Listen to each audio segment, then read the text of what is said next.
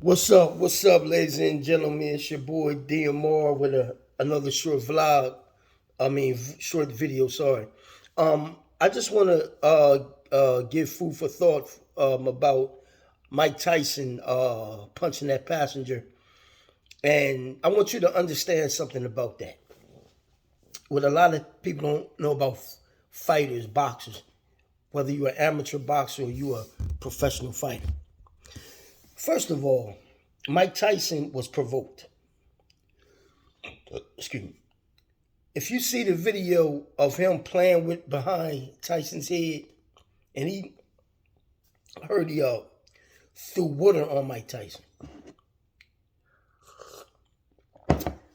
Anybody that's a fighter, whether you do MMA, judo, karate, or any kind of combat sport or physical sport, you should always understand people that do this kind of combat sports, they have muscle memory. You can't play with a person that's been doing something his whole life, especially Mike Tyson. Or a person like, for example, Conor McGregor. Somebody like that. These guys are trained athletes. They're trained professionals, right? Whether they amateur or not, it don't matter. It's combat sports. Now, I'm going to get to a point where a lot of fighters know this is true. A lot of non-fighters don't understand this. Mike Tyson pulled back his punches. Had Mike Tyson punched that guy on the plane in his face flush, his whole face would have been broken up.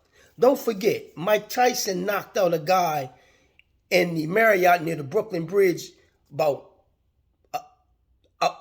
years ago.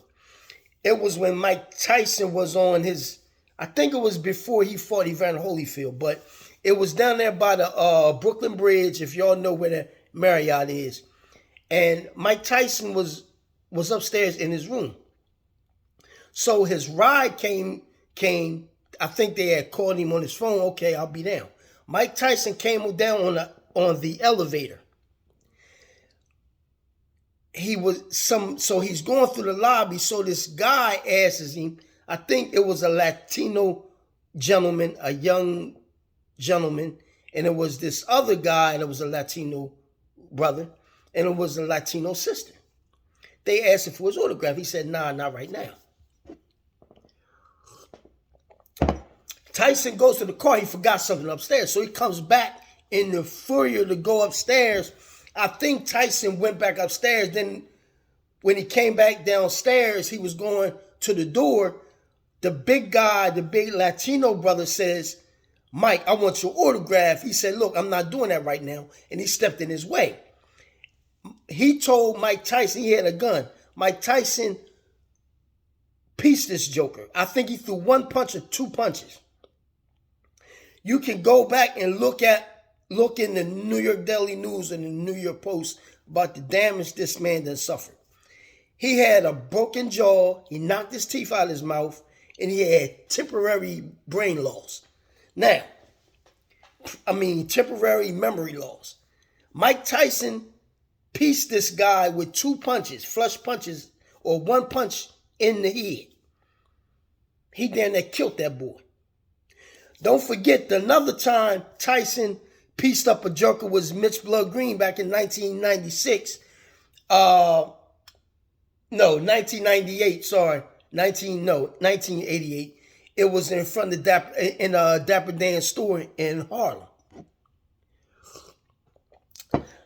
I'm telling y'all this because I'm an ex-fighter. I'm an ex-amateur fighter. I used to fight. Mike Tyson pulled back his punches. The guy had little scars on his face. Mike Tyson did not hit that boy flush. Okay, so all you people saying Tyson did damage, he didn't really do the damage he could have done.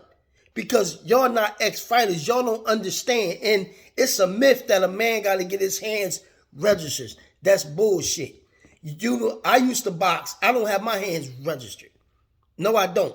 Mike Tyson don't have his. All the heavyweight champions or middleweights, lightweights, welterweights, fighters, they don't have to go to no court. That's a myth. That's bullshit. But what I'm telling y'all is this.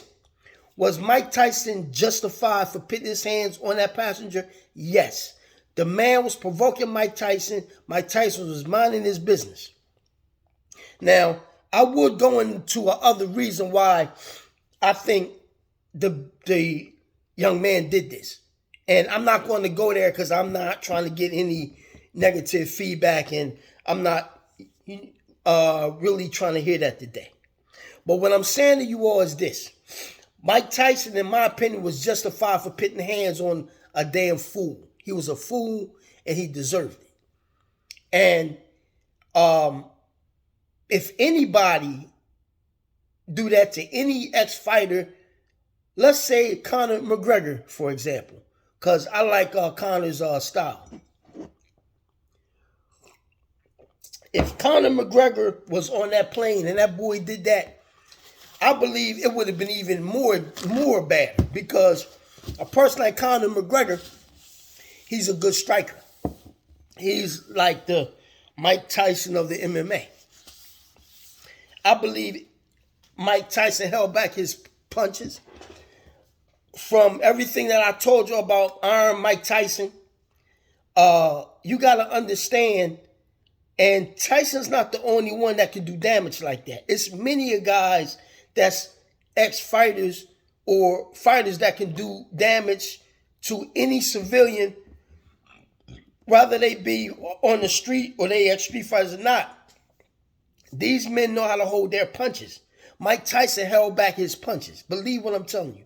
And if you don't believe me, look at I forgot what, I think it was in 1998 or something, or the early 2000s, when he knocked out that big Latino gentleman in the lobby of the Marriott Hotel in Brooklyn by the Brooklyn Bridge. That was before they changed it to Dumbo. It was Dumbo. Dumbo is an exclusive area now by the Brooklyn Bridge, and they fixed it up. Before, when I used to go to Gleason's gym by the Brooklyn Bridge, it was all warehouses, abandoned warehouses. And it looked like something out of a gangster movie. I remember that. I used to hang in that area. Now they done fixed it up and it's all exclusive and all that. But Mike Tyson, was he justified? Yes. Until then, it's your boy DMR. Peace.